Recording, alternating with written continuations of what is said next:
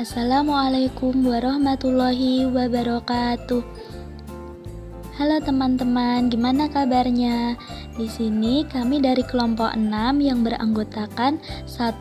Rina Widyastuti NIM 029, 2. Muhammad Raihan NIM 030, 3. Syakinah NIM 031, 4. Rinfi Saputri NIM 032, 5. Siti Suryaningsih NIM 033.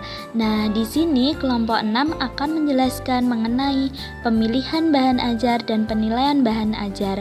Selamat menyaksikan. Baik teman-teman, materi yang pertama yaitu pertimbangan dalam pemilihan bahan ajar. Apa saja sih faktor-faktor yang perlu dipertimbangkan dalam pengembangan bahan ajar? Yang pertama yaitu kecermatan isi. Kecermatan isi adalah validitas atau kesahihan isi atau kebenaran isi secara ilmiah, dan keselarasan isi adalah kebenaran isi berdasarkan sistem nilai yang dianut oleh suatu masyarakat atau bangsa. Yang kedua yaitu ketepatan cakupan. Ketepatan cakupan berhubungan dengan isi bahan ajar dari sisi keluasan dan kedalaman isi materi, serta keutuhan konsep berdasarkan keilmuan. Yang ketiga yaitu ketercenaan. Isi bahan ajar dalam bentuk apapun harus memiliki tingkat ketercamatan yang tinggi. Yang keempat yaitu penggunaan bahasa. Mengembangkan bahan ajar, penggunaan bahasa menjadi salah satu faktor yang penting.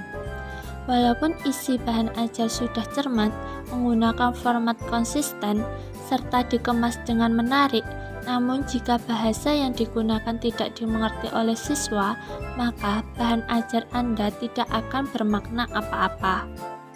Yang kelima yaitu ilustrasi. Dalam hal ini, bahan ajar dalam menyampaikan informasi perlu memuat seperti tabel, diagram, grafik, kartun, gambar, foto sketsa, dan simbol. Yang keenam yaitu perwajahan atau pengemasan. Perwajahan atau pengemasan berperan dalam perancangan atau penataan letak informasi dalam satu halaman cetak, serta pengemasan dalam paket bahan ajar multimedia. Dan yang terakhir yaitu kelengkapan komponen. Paket bahan ajar memiliki 3 komponen inti, yaitu komponen utama, komponen pelengkap, dan komponen evaluasi hasil belajar. Ada beberapa prinsip yang harus dipertimbangkan dalam memilih bahan ajar, yaitu sebagai berikut.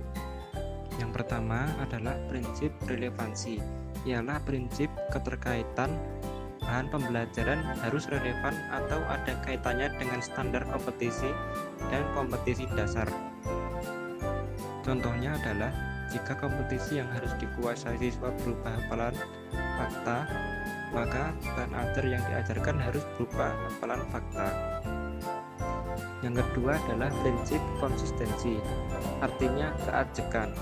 Jika kompetisi dasar yang harus dikuasai siswa 4 macam, maka bahan ajar yang harus diajarkan juga harus meliputi 4 macam. Contohnya, jika kompetisi dasar yang harus dikuasai siswa adalah keterampilan menulis 4 macam karangan, maka materi yang diajarkan juga harus meliputi keterampilan menulis 4 macam karangan. Yang ketiga adalah prinsip kecukupan, artinya materi yang diajarkan hendaknya mencukup memadai dalam membantu siswa menguasai kompetisi dasar yang diajarkan. Materi tidak boleh terlalu sedikit dan tidak boleh terlalu banyak. Jika terlalu sedikit akan kurang membantu mencapai standar kompetensi dan kompetensi dasar. Sebaliknya, jika terlalu banyak akan membuang-buang waktu dan tenaga yang tidak perlu untuk mempelajarinya. Nah, selanjutnya saya akan menjelaskan tentang syarat pemilihan bahan ajar. Dalam menentukan uraian materi pembelajaran, harus diperhatikan apakah materinya berupa fakta, konsep, prinsip, ataukah prosedur.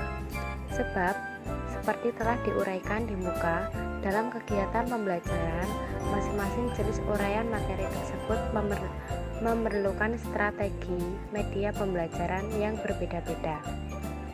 Nah, selain memperhatikan jenis uraian, materi juga harus memperhatikan prinsip-prinsip yang perlu digunakan dalam menentukan uraian materi pembelajaran, yaitu menyangkut kekuasaan cangkupan dan kedalaman materinya, keluasan cangkupan materi, menggambarkan berapa banyak materi-materi yang perlu dimasukkan. Sedangkan kedalaman materi menyangkut seberapa detail konsep-konsep yang terkandung di dalamnya harus dipelajari, dikuasai oleh siswa. Nah, beberapa syarat pemilihan bahan ajar yaitu: yang pertama, materi pelajaran hendaknya sesuai dengan tercapainya tujuan instruksional, di mana pendidikan yang mengembangkan kepribadian peserta didik, yaitu aspek kognitif, afektif, dan psikomotorik. Pemenuhan fungsi tersebut dibagi dalam bidang studi mata pelajaran, sehingga mata pelajaran yang diberikan hendaknya mendukung pencapaian tujuan instruksional mata pelajaran dalam rangka mewujudkan fungsi pendidikan yang diemban oleh sekolah. Yang kedua yaitu materi pelajaran hendaknya sesuai dengan perkembangan siswa pada umumnya. Nah, di mana materi pelajaran yang diberikan berbeda tingkat kedalamannya antara kelas 1, kelas 4, kelas 5, ataupun kelas 6, apalagi yang SD, SMP, dan SMA. Yang ketiga, materi pelajaran hendaknya terorganisasi secara sistematik dan berkesinambungan. Nah, maksudnya yaitu bahwa antara bahan yang satu dan bahan berikutnya ada hubungan fungsional, di mana bahan ajar satu menjadi dasar bahan berikutnya. Contoh, sebelum sampai pada cara menyusun laporan keuangan, perlu dibahas terlebih dahulu pengertian dari laporan keuangan. Yang keempat yaitu materi pelajaran hendaknya mencakup hal-hal yang bersifat faktual maupun konseptual. Bahan yang faktual sifatnya konkret dan mudah diingat. Sedangkan bahan yang sifatnya konseptual berisikan konsep-konsep abstrak dan memerlukan pemahaman yang lebih dalam. Selanjutnya yaitu langkah-langkah pemilihan bahan ajar. Yang pertama, mengidentifikasi aspek-aspek yang terdapat dalam standar kompetensi dan kompetensi dasar. Nah, sebelum menentukan materi pembelajaran, terlebih dahulu perlu diidentifikasi aspek-aspek standar kompetensi dan kompetensi dasar. Aspek tersebut perlu ditentukan karena setiap aspek standar kompetensi dan kompetensi dasar memerlukan jenis materi yang berbeda-beda dalam kegiatan pembelajaran.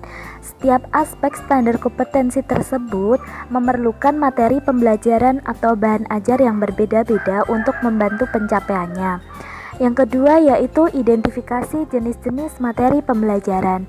Sejalan dengan berbagai jenis aspek standar kompetensi, materi pembelajaran juga dapat dibedakan menjadi jenis materi aspek kognitif, afektif, dan psikomotorik.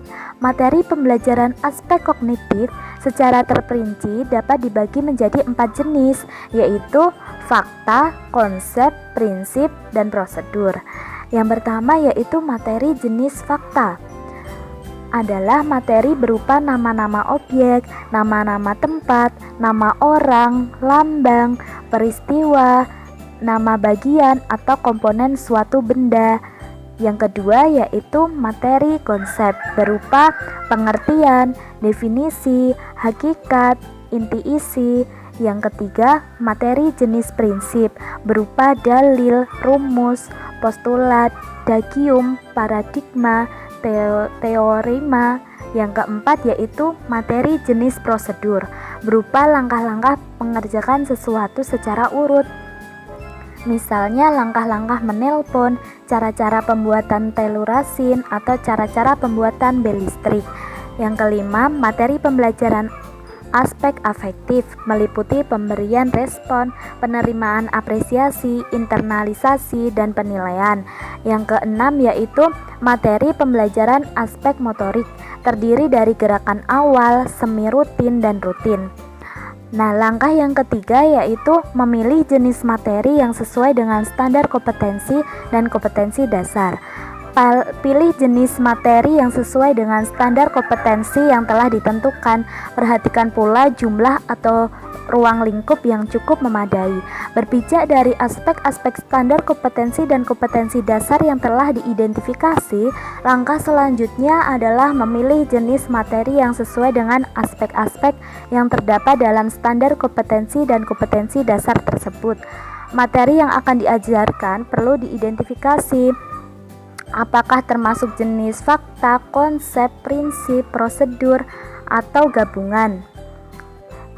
Yang terakhir yaitu memilih sumber bahan ajar.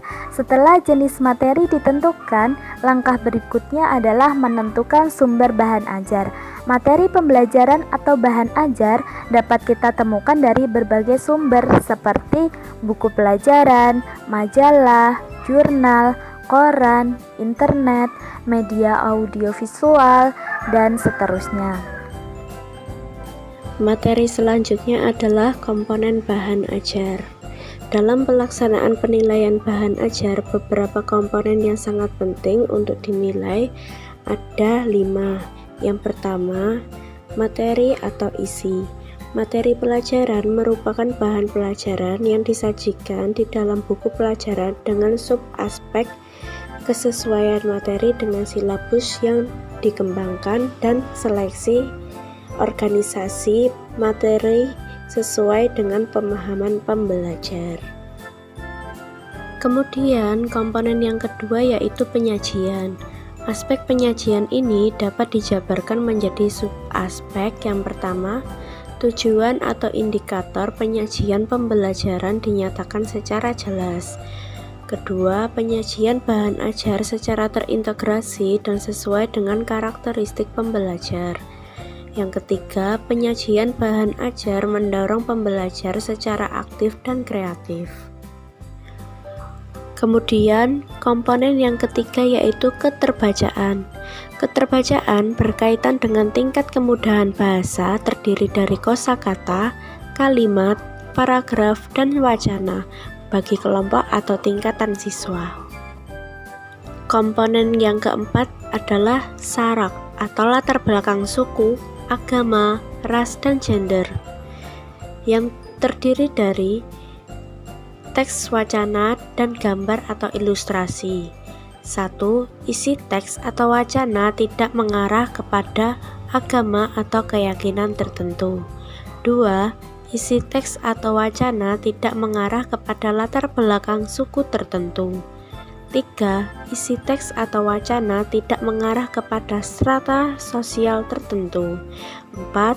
Isi teks atau wacana tidak mengarah kepada gender tertentu. Komponen yang kelima adalah kebahasaan.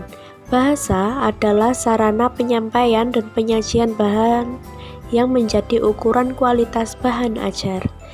Terdiri dari 1. Teks menggunakan tata bahasa yang tepat. 2. Instruksi jelas dan mudah dipahami. 3. Instruksi menggunakan struktur yang tepat. Berikut kami sajikan contoh instrumen penilaian bahan ajar.